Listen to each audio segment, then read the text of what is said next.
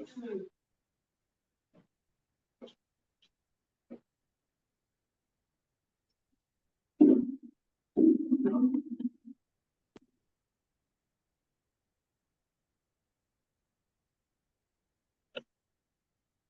आगे बढ़ते हैं।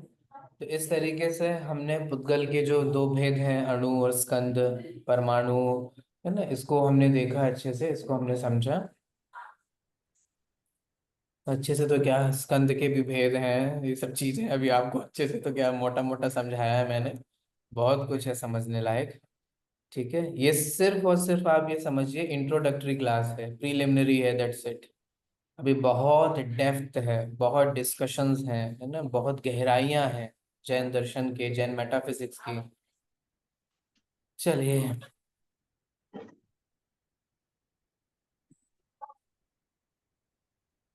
अब हम आगे सूत्रों की ओर बढ़ते हैं, जो है ये परमाणु आपस में बनते कैसे हैं, स्कंद कैसे बनते हैं, ठीक है, उसके बारे में।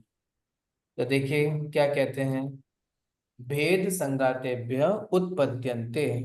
श्वेतांबर एडिशन में आपको थोड़ा सा उल्टा देखने को मिलेगा, संघात भेद भेदेभ्य कुछ ऐसे करके उत्पद्यन्ते मिलेगा, है ना। वो एक ही बात है, किसी में भेद पहले है, किसी में संघात पहले, वो दिक्कत नहीं। भेद संघातेभ्य उत्पद्यन्ते, ठीक है। भेद संघात से उत्पन्न होते हैं। कौन उत्पन्न होते हैं? स्कंद। स्कंद जो है वो बनते हैं, देखो उत्पन्न होना का मतलब है बनना, क्योंकि जैन मेटाफिजिक्स से कोई चीज उत्पन्न नहीं होती, नई पैदा नहीं होती कभी भी। ख्याल में आ रहा है क्या कहना चाह रहा हूं? जो चीज एग्जिस्ट कर रही है वही चीज एग्जिस्ट करेंगे, है ना। ऐसा नहीं होता है कि कोई चीज जो बिल्कुल ही एग्जिस्ट नहीं करती थी और एकदम से आ गई। तो ऐसा होता है ना कि हम तो पहले नहीं थे, 70 साल पहले तो नहीं थे, अरे तुम अच्युत नहीं थे लेकिन तुम थे। समझ में आ रहा है? तुम जीव रूप से थे, और ये जो आज जो तुम्हारा शरीर ये पुद्गल बन गया है, ये पुद्गल रूप जो आपको शरीर दिखाई दे रहा है, ये भी परमाणु और स्कंद रूप से, आहार वर्गणा रूप से यहाँ था। समझ में आ रहा है? बस इस शरीर फॉर्म में नहीं था। तो अब बेसिकली फॉर्म चेंज हुई है, मोड्स चेंज हुई है, ना कि नया कोई सब्सटेंस आया है। क्लियर हो रहा है? समझ में आ रहा है ना सभी को? ख्याल में आ रहा है? ठीक है। तो इस तरीके से ये सारी चीजें हमें समझना होगा, है ना, कि भेद और संघात से उत्पन्न होते हैं कौन? स्कंद। तो ये जो आपको शरीर बना, है ना, कहा जाता है ना सेल्फ लव कीजिए, अपने आप को प्यार कीजिए, वगैरह वगैरह। और हमने देखा कि हमें जो कुछ भी दिखाई दे रहा है, सुनाई दे रहा है, वो सब क्या है? उद्गल। उद्गल है। ठीक है। अब मैं या कोई भी व्यक्ति अपने आप को मिरर में देख करके, हाँ मैं कितना सुंदर हूँ, सेल्फ लव, मैं कितना अच्छा लगता हूँ, मेरी कितनी अच्छी भाषा है, अरे वाह मेरा मेरी मेरी बोली तो बहुत अच्छी है, मैं गाता बहुत सुंदर हूँ, मैं बोल बहुत अच्छा लेता हूँ, आपने मेरी आंखें देखी, मेरी आंखें बहुत अच्छी हैं, मेरी नाक बहुत शार्प है, मेरे ओठ बहुत प्लम्प हैं, वगैरह वगैरह जो कुछ भी हो। ये सब आप किस पे फिदा हो रहे हो? किस पे लट्टू उद्गल। हो रहे हो? शरीर पे, उद्गल पे। उद्गल। ये सेल्फ लव है? आप पुद्गल हो? नहीं। विचार करो, विचार करो। हमें ताजमहल अच्छा लगता है, हमें नए नए खाने अच्छे लगते हैं, और उस खाने के चक्कर में हम भक्ष्य भक्ष भी नहीं गिनते कि क्या वो खाने लायक है, क्या खाने लायक नहीं है, है ना। दिन में खाएं, रात में खाएं, खड़े होके खाएं, बैठ के खाएं, भक्ष्य खाएं, अभक्ष्य खाएं, it doesn't matter to us, है ना, हम बस खा लेते हैं। किस पे फिदा है? पुद्गल पे उद्गल। फिदा है। ये पुद्गल पे लट्टू होना है, ये सेल्फ लव नहीं है, ये मैटर लव है। समझ में आ रहा है? तुम सेल्फ तो सोल हो, ठीक है, तुम तो आत्मा हो, ठीक है, उसके उसको भूल करके अगर तुम दूसरों पर फिदा हो रहे हो, तो वो अपने आप को प्यार करना नहीं है ना। ऐसे ही आप समझो, हमारी जिंदगी बस पुद्गलों पे फिदा होने में, पैसे से प्यार करना, मेटेरियलिस्टिक चीजों से प्यार करना, बाहरी धन दौलत से प्यार करना, है ना, ताजमहल देखना अच्छा लगता है, स्टैचू ऑफ लिबर्टी देखना अच्छा है, ये सब यूनिटी वूनिटी, बाहर का ये वेनिस जाना है, वहां जाना है, स्विट्जरलैंड जाना है, लंदन जाना है, क्या देखते हो तुम बाहर जा करके? क्या अच्छा लगता है? उद्गल। उद्गल ही अच्छा लगता है। नहीं नहीं साहब, हम तो माउंटेन पर्सन हैं, हम बीच पर्सन हैं, है ना हम। नेचर लविंग हैं। बहुत नेचर अच्छा लग रहा है ना। प्रकृति कहेगी तथास्तु। बनो नेचर, तुम नेचर ही बन जाओगे, तुम एक इंद्रिय वनस्पति कायक बन करके जंगल में पेड़ खड़े रहना। अब तो लोग तुम्हें आकर के बोलेंगे वाह बहुत अच्छा है, बहुत अच्छा है। ये समझो। इस चीज को जो आज के लोग में मैनिफेस्टेशन और ये सब बोलते हैं ना, बेसिकली ये कर्मा थ्योरी है। हमारे जो परिणाम होते हैं वैसे ही हम कर्मों का बंधन करते हैं, है ना। हम एक्वेरियम में जाते हैं, हम जू में जाते हैं, देखो मैं जाने की मना नहीं कर रहा हूँ, हम परिणामों की बात कर रहे हैं। ठीक है। एक एक्वेरियम में जाकर के मछलियों को देखा, ओ वाह ये देखो कितनी अच्छी मछली है, वाह मछली मछली बहुत अच्छी। कर्म कहेंगे तथास्तु।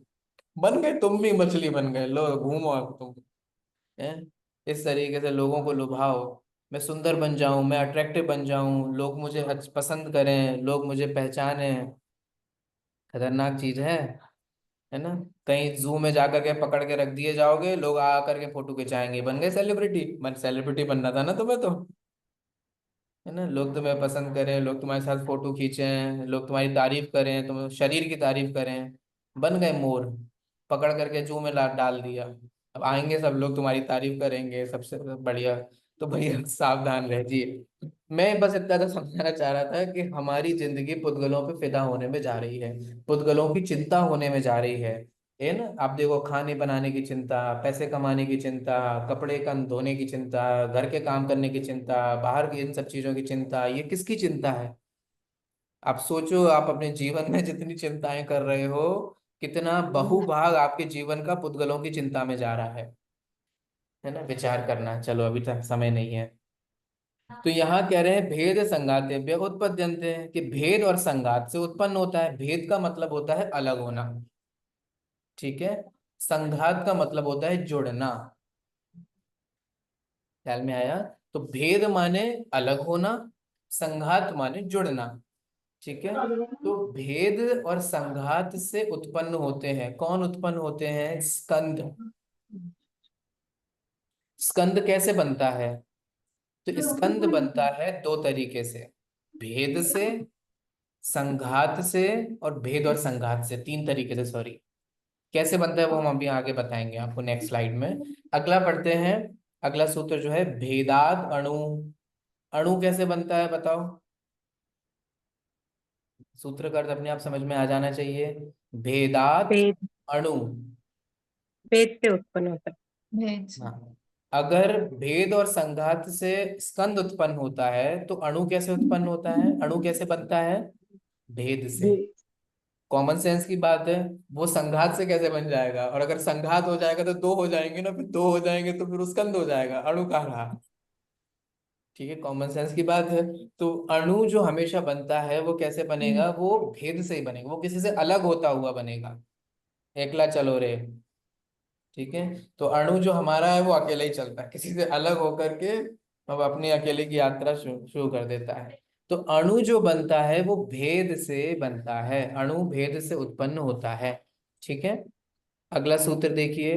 भेद संघाताभ्याम चाक्षुषः। चाक्षुषा। चाक्षुषा माने जो आपके चक्षु इंद्रिय के विषय बनते हैं। हमारी जो चक्षु इंद्रिय के विषय बनते हैं, ऐसे स्कंद किससे बनते हैं, वे बनते हैं भेद और संघात दोनों से। समझ में सर आया। एक मिनट।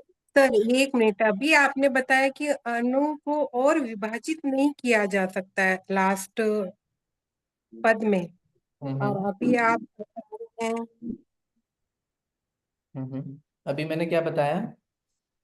लास्ट जो 25th पढ़ा था उसमें बताया था कि अणु एक ही है, उसको और मतलब विभाजित नहीं किया जा सकता है। बराबर है। फिर अभी आप बता रहे हैं कि अणु से उत्पन्न होता है 27।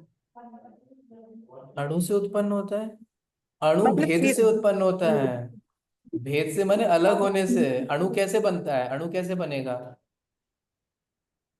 वो डिवाइड नहीं हो रहा है ना सब तो। हाँ वो तो डिवाइड नहीं हो रहा, लेकिन वो तो किसी से डिवाइड हुआ है। एमी से स्कंद से डिवाइड जैसे होने पर स्कंद एटम्स से बनते हैं डिवाइड परमाणु होकर बनते हैं। अणु एग्जैक्टली बनता एग्जैक्टली। है। अणु अणु से जो डिवाइड होकर के टूटा अणु थोड़ा ना उससे बनेगा। स्कंद बने। स्कंद से स्कंद ही से डिवाइड डिवाइड होकर के होके अणु होगा। क्या अणु बनते हैं? अणु से अलग माने स्कंद से अलग होकर के वो अणु होता है। स्कंद बेसिकली अणु ही है, माने आप ये समझ लो 5 स्कंदों से बना हुआ है, एक हट गया अलग हो गया, बस इतनी सी बात है, वो अणु हो गया। चलिए अलग है तो ये समझिए, ये इंपॉर्टेंट है। अब इन सूत्रों में जो हमने चर्चा की उसमें क्या है कि इन सब की उत्पत्ति कैसे होती है। तो देखिए 3 कैटेगरी की हमने, स्कंद की, चल के स्कंद की, परमाणु की और चाक्षुष स्कंद की। सबसे पहले स्कंद कैसे बनता है। तो स्कंद सबसे पहले भेद से भी बनता है, बनेगा कि नहीं बनेगा। जैसे मान लीजिए 5 परमाणुओं का एक स्कंद है, 25-25 में 2 डिवाइड हो गए, फिर भी वो स्कंद ही रहा कि नहीं रहा, फिर भी वो स्कंद ही रहा। तो स्कंद से भी, भेद से भी स्कंद होता है, ठीक है। संघात मिलने से भी होता है ना, अलग अलग हुए तो 25 का किसी दूसरे 30 वाले से मिल गया, दूसरा स्कंद मिल गया, ख्याल में आया। अथवा 2 परमाणु आपस में मिल गए तो स्कंद बन गए, ख्याल में आ रहा है कि नहीं आ रहा है, ठीक है। आ रहा हाँ, स्कंद से, स्कंद भेद से बना, संघात से बना। अब यहाँ क्या करें, भेद और संघात दोनों से। भेद और संघात दोनों से मतलब क्या, कि एक स्कंद जो है वो कहीं से अलग हुआ और किसी दूसरे से जुड़ गया, ख्याल में आया। तो वो क्या हुआ, भेद संघात से। तो इस तरीके से भेद, संघात और भेद और संघात, इन तीनों से ही किसकी फॉर्मेशन होती है, स्कंद की, मॉलिक्यूल्स की, ठीक है। परमाणु की फॉर्मेशन कैसे होती है, भेद से, है। ठीक है। वो हमेशा स्कंद में से अलग होगा, ठीक है। और अलग होने पर एक ही रहेगा, है ना, वो किसी दूसरे के साथ नहीं होगा। अगर 2 रूप में भी अलग हुआ तो फिर वो स्कंद कहलाएगा, परमाणु नहीं कहलाएगा, ठीक है। अगला जो चाक्षुष स्कंद होते हैं वो कैसे बनते हैं, वो तब बनते हैं जब वो किसी से अलग हो और किसी से जुड़े। जो लास्ट वाला है ना, भेद और संघात, भेद, संघात, भेद प्लस संघात, तीन दोनों ही। तो जो भेद प्लस संघात वाले होते हैं वे ही क्या बनते हैं, वे ही स्कंद चाक्षुष माने चक्षु इंद्रिय के विषय बनते हैं, ख्याल में आया। तो हमें जो भी चाक्षुष स्कंद दिखाई दे रहे हैं बेसिकली वो क्या है, वो भेद और भेद और संघात का संघात का मिलन है। रिजल्ट है।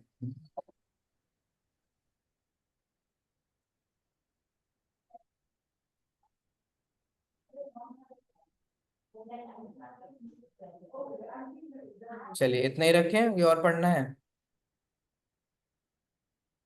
भेद होना है कि संघात। नहीं नहीं सर, बाय बाय भेद, चलो। चलिए, अब आप सब जो जय स्कंद जिनेन्द्र बने थे, सर। आज सभी जो स्कंद रूप से क्लास में आए थे, अब आप सभी स्कंदों का भेद हो रहा है अलग अलग परमाणु रूप में, ठीक है। सब लोग अलग अलग, अकेले अकेले जा रहे हो कि साथ साथ में जा रहे हो, नहीं नहीं, स्कंद एक जो 10-12 लोगों का स्कंद बना, अब सब परमाणु रूप में अलग अलग जा रहे हैं, ठीक है। चलिए ओके, ठीक है, सभी को जय जिनेन्द्र, कल मिलते हैं। जय जय जिनेन्द्र जिनेन्द्र सर। सर।